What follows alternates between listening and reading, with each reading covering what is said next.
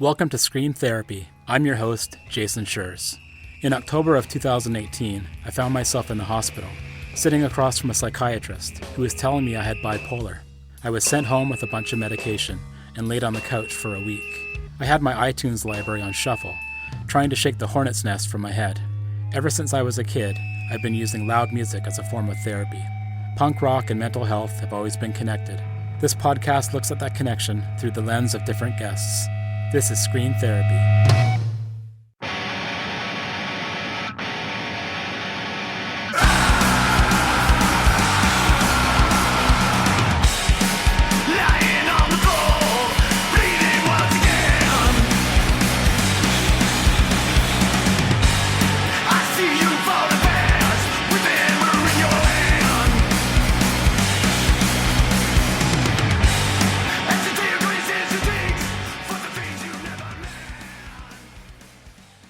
Being sexually abused as a kid is defined as a childhood acute experience. In other words, the abuse impacts and shapes a young person's life going forward. This includes mental and physical health, interpersonal relationships, and general well-being. Ben Roy is a comedian and the lead screamer of Arson Charge. Ben was sexually abused at a Catholic summer camp when he was 7 years old. Life since then has been an intense struggle, one that has influenced his comedy and music. Like many, punk rock became a place of solace for Ben. It gave him the permission to scream at his abusers, to scream at a church that betrayed him, and to scream at the ills of society. His comedy became an extension of that, using humor to process the pain. I can say that Ben is strong and brave for what he's made it through, and that's the truth, but his abuse does not define him. As a person who experienced childhood sexual abuse myself, talking to Ben felt like an act of solidarity.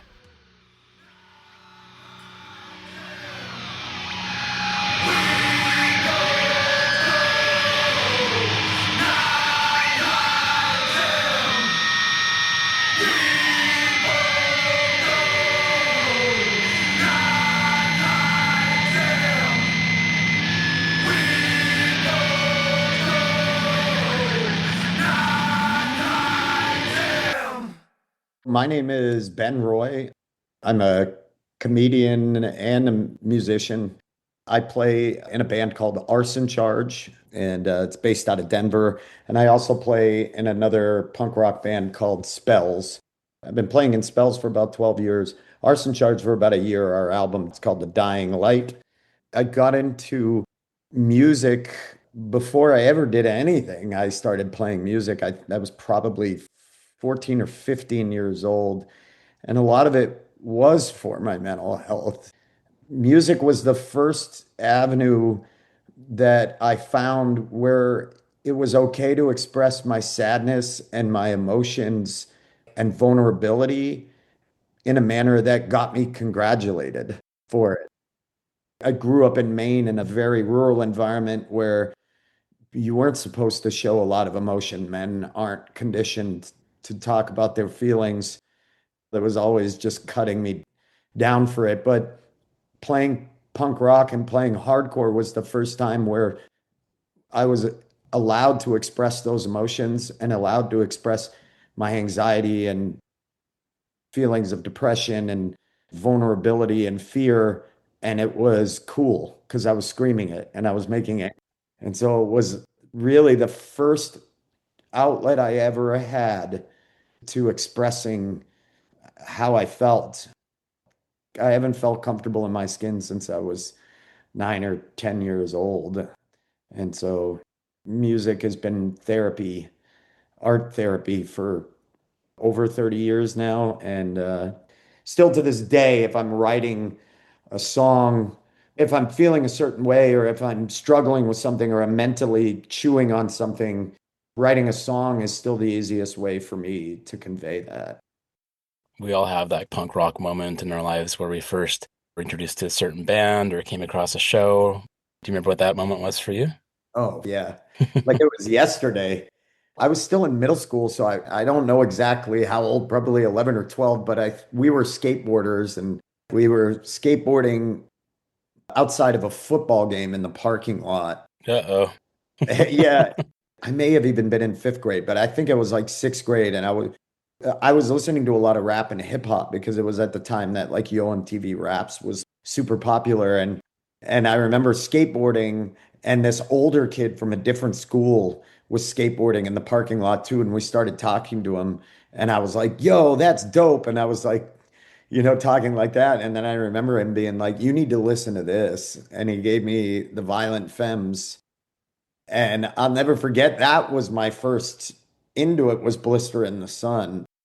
Let me go on like I blister in the sun. Let me go on. Big hands, I know you're the one.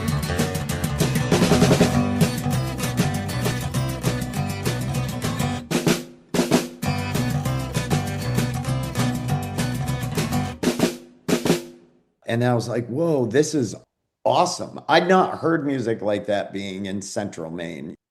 That wasn't something I was ever exposed to. And so at that point, I started listening to that and then watching all of the MTV videos that were closer to that. That's when I got into like Sonic Youth, Dinosaur Jr., Bad Religion was being played at that time. Yeah. It got me going to like record stores to look for more obscure stuff. And I think for me, and I'm sure for a lot of people my age, the like real big turn came with Epitaph releasing the first Punk-O-Rama. Hey,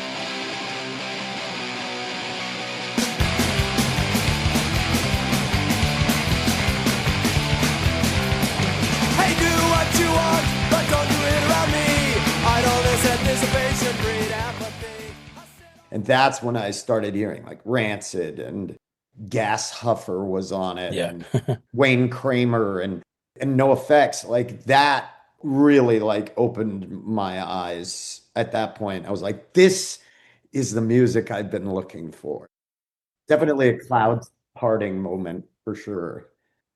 When you were young, it sounds like you were dealing with some depression and anxiety, probably quite a young age. Do you remember how that manifested itself during those years of being in school and skateboarding and punk rock? Yeah. So, I mean, I've talked publicly about this. I grew up Catholic. I grew up in a very devout Catholic family. We're French Canadian, so Franco-American living in Maine, and the church is everything. My uncle was a Jesuit priest, and we had a couple members of clergy in our family. So, and I was sent to a Catholic summer camp when I was 7 years old. And while I was there, I was sexually abused. We moved to Maine from New Hampshire when I was 8, right around that time. And that's when I started noticing hypochondria. Oh, That's what first started for me as a form of OCD and anxiety was like I would obsess over my health even at a young age. I always thought I had like appendicitis. I cut myself on a nail one time. I thought I had tetanus. And I mean, it's not like, oh, I thought I had it. Like I would stay home from school. I would literally like obsess over things like with tetanus to like my jaw hurt. I believed my jaw was locking up. And mhm. appendicitis, I thought I was dying of appendicitis numerous times. Anybody who's dealt with those types of compulsive behavior and thinking, your parents are always, and family is always like, he's just quirky, or that's how he is.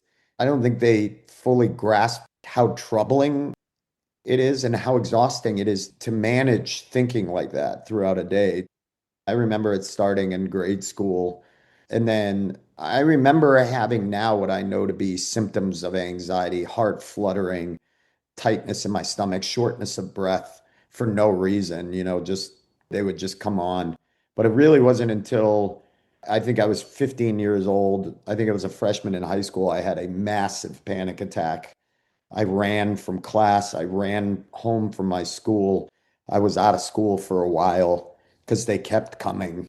I've sort of always struggled with my anxiety and depression. I like what you said about how no one can really know what's going on internally with somebody because we were talking about that last night at my support group. It's like people around you, like, why didn't they say anything? Why didn't they get to me any help? Well, I think it's almost impossible sometimes to tell that someone's struggling when they're at that level and maybe not like in an emergency or whatever. or a full crisis. They're dealing internally with this stuff, but until something really extreme happens, who knows? Yeah. It's not a society where we're taught to delve into people's personal issues or, oh, they're acting a bit quirky or weird. Well, we're not about to sit them down with an intervention. Yeah. And I think even more so in the 80s. And for me, part of the story of what had happened to me is that when I was 10, I told my parents what had happened. But their reaction was so, I just belted out some stuff that had happened while we were eating a dinner. And I was 10 and I saw the reaction on my parents' face and I realized, oh, this is a big deal. And my parents didn't know what to do. The church was everything. And there wasn't an open dialogue in the 80s about this kind of abuse. The church scandal hadn't really broken at that point. So my parents didn't know what to do. So they just sort of froze and they opted to like not do anything. And I think from that point on, my mental health just fluctuated a lot more after that for a lot of other reasons. But I think it's also important in the context of my own personal journey through this that time, I'm 46 years old. It didn't, the conversation wasn't as open about it back then, and especially in religious communities. You didn't dare poke the Catholic Church. They were ubiquitous. They were everywhere in our community. So So when you came out at 10 and talked about that with your family and saw the reaction, did you sort of clam up and not talk about it yeah, for a long time or? yeah. And we now know that's what kids do. They kind of test the waters. And what that sort of did then was put me on a path of like, oh, well, this is bad and shameful, as the Catholic Church does very well, as fills you with guilt and shame. Yeah. And you just hide that. And then I chose, because I was so afraid of my own masculinity, like I felt like in an area where masculinity is currency in a small town, like where I grew up, and you live in a rural area, I mean, Yeah. growing up, I didn't want to be referred to as gay. Now that's not a negative connotation at all. Like to be part of the queer community is amazing and part of a great group of people and people I love. But when I was younger, I was terrified of that because in a small town, masculinity is currency. Because of that, I overcompensated and I hung out with people who were aggressive and who I thought could protect me in a way that my parents didn't. I got really into skateboarding and punk rock, but as a lot of people know, there is the positive, socially conscious, socially aware version of punk rock. And then there's the nihilistic, equally as problematic, equally as misogynistic other side to that. Yeah. I hung out with both sides and I saw a lot of violence and a lot of small-minded ignorance. I was sort of the same. You're into these bands and you're into day-glow abortions and like they're like Yeah. so extreme and they're singing about things and you're like, yeah, SOD was another one. Oh yeah, man, let's listen to SOD. And obviously with SOD there's a lot of satire, but still really harsh, problematic lyrics. Yeah. But then there was Minor Threat and Fugazi and Bad Religion and all these bands that were talking about such great things. And there was the positive, what we call PC punks. And Hmm. once I crossed in my early 20s, I was like, oh, wait, they're the good ones, like the Pinkerton Thugs and Os Rotten and the Pissed Hmm. and A Global Threat, bands that were actually speaking out about stuff. That was when I think as I got into my late teens and early 20s, further, I think, away from the nihilistic kind of self-hating punk, which I still like. There's a big part of me that still loves all that, and more like we just say things because we can say them. Edgy. Yeah, Yeah. that's a problem I've always had with a certain sect of punk rock is that there are people who believe that saying brash things and saying off-color things and fancying themselves as iconoclastic is the end goal of punk rock, not a tool towards the end goal, which is human rights and Yeah. treatment of people equally. And I think, yeah, it's weird. I definitely, there's a part of me that loves who I was as a teenager because I do think that I was like struggling with a lot and I still managed to treat people as well as I possibly could at that age. But then there's also a big part of me that kept my mouth shut when people around me did a lot of things. And Yeah. there's a guilt and anger that I feel at my younger self for that. But I try to remember he was hurting and Hmm. I'll choke up. That's something I'm working on in therapy is trying to forgive, to know where that part of yourself was, that young self was coming from. Yeah. So I was sexually abused as a child as well, and I think that for me it was a constant build of pressure and trauma, and to the point where I didn't have a full-on crisis around the sexual abuse until I was in my mid 40s. That building pressure, I mean, how are you feeling about that through the years into your adulthood? Was there a point in time where it just really came to a head for you? Oh yeah, I mean it's always been. I mean, I was an alcoholic. I lived for so long in a world of trying to numb myself and self-hatred, never liking myself, never giving myself an inch.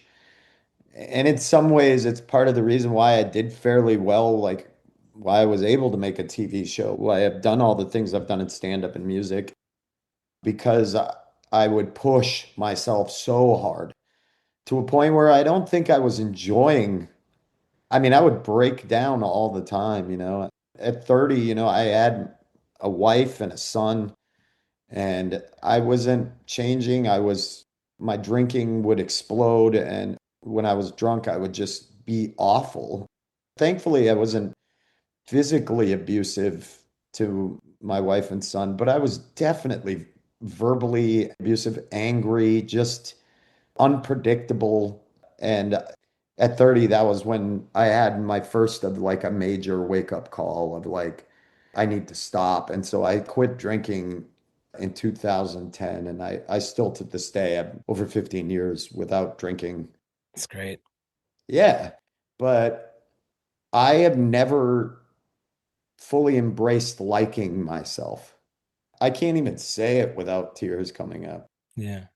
As you know, when you're abused sexually at a certain age, it warps everything in ways you don't even know. You're just always, and I think like I am probably a bit vulnerable and doughy right now. And that's probably why the Arson Charge record, it is why I made this record with these dudes, was I'm processing a lot of that now. I'm doing EMDR. I think I had moments, but I think it's been in my 40s and really the last year where I have been like, I need to face the terrible ways that this shaped me and my self-image and self-worth. And screaming in a punk band, it comes out. It's almost like an EMDR of punk rock. You've got all this like activity and you got your guitar players over here and he's thrashing around and your drummer is she's like just hitting the Yeah, cymbals so hard and then you're kind of like just things are just coming out and it kind of models that same modality of EMDR. It's chaos, but it's it controlled is. chaos in a certain way. There's also a group therapy type quality to it. Hmm. The song that ultimately people really have connected with this album is called For the Damned, and I wrote it for victims of the Catholic Church.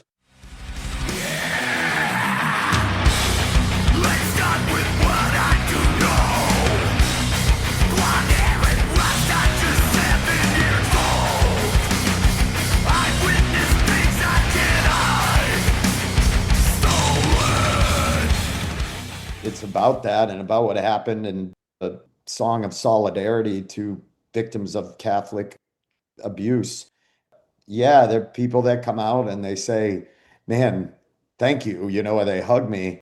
It's hard because I am such a flawed person. I don't want to, I think anybody who's been in a situation like this knows that you're always struggling. Like it doesn't go away, but the message doesn't change. What they did was, in the way they're handling it, is wrong, and it is inept, and it is not enough.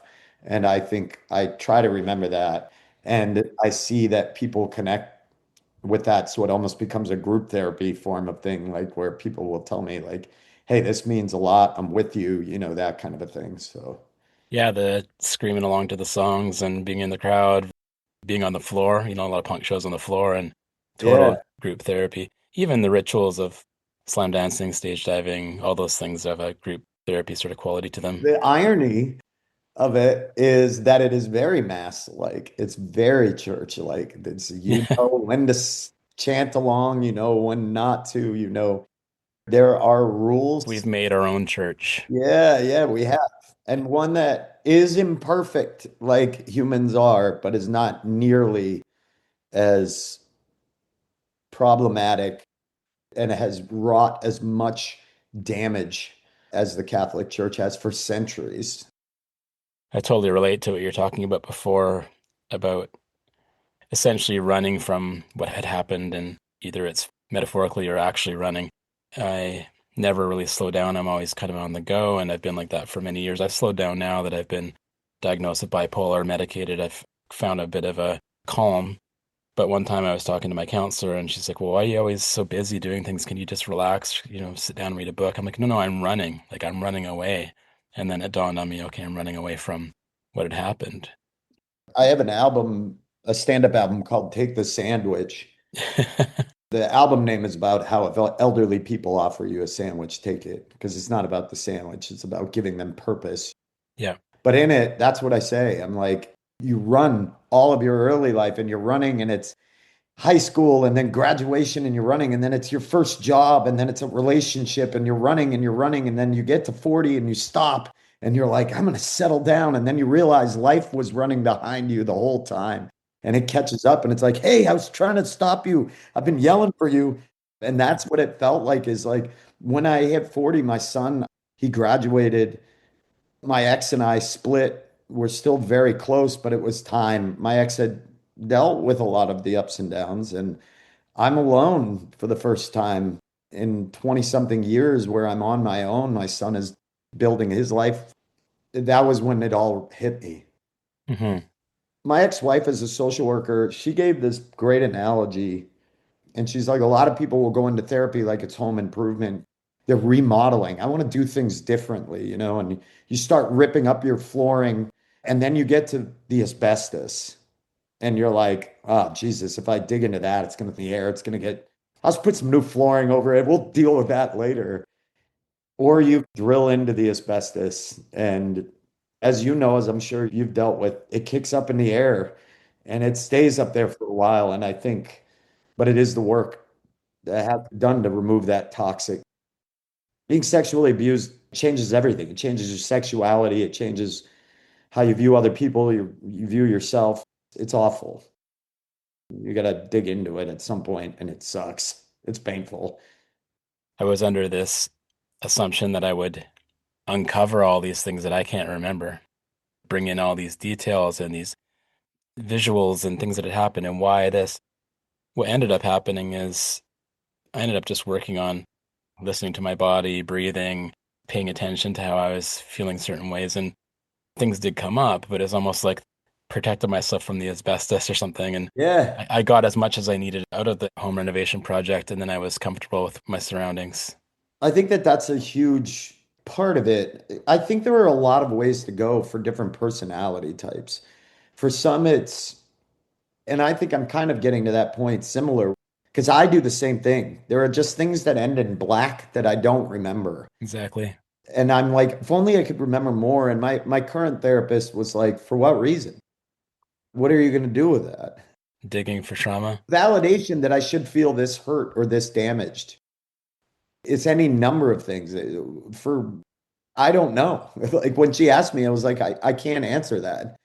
And I think there's something to learning to live with it, breathe through it, listen to your body, know when certain things are coming up, because I'm sure you're starting to realize, like, is this ever going to end? Is there an end to this? Or is this just you have a hitch in your step and you got to learn to do everything with that?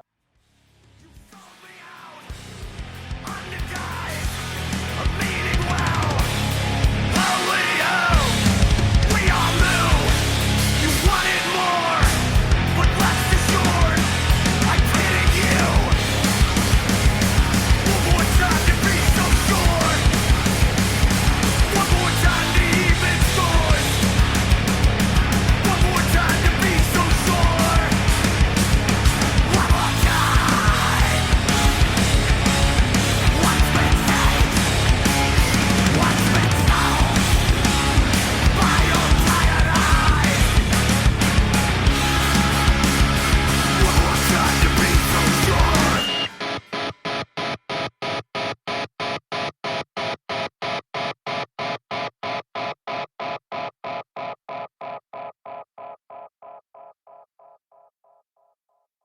That was my conversation with Ben Roy of Arson Charge, benroycomedy.com/arsoncharge. For more episodes of Screen Therapy, go to screentherapyhq.com or wherever you listen to podcasts. Big news, the Screen Therapy book is available now. Screen Therapy, A Punk Journey Through Mental Health, tells my story and the stories of others who use punk as a catalyst for mental health. Like this podcast, it links the community-minded punk scene with the mental wellness of the punks who belong to it. To order the book, go to screentherapyhq.com. For merch, check out screamtherapy.threadless.com. Okay, enough promoting. It's time for some thanking. Thank you for listening to Screen Therapy. Doing this podcast and talking to folks about punk rock and mental health has been a crucial part of my own mental stability, and it means so much to me that you're out there listening. Screen Therapy is created in the Cathet region of coastal British Columbia, Canada, on the traditional territory of the Tla'amin Nation. Contact me at screentherapyhq.com or email me at screentherapypodcast@gmail.com. I'd love to hear from you. Let's talk about punk rock and mental health. Until next time, take care and be well.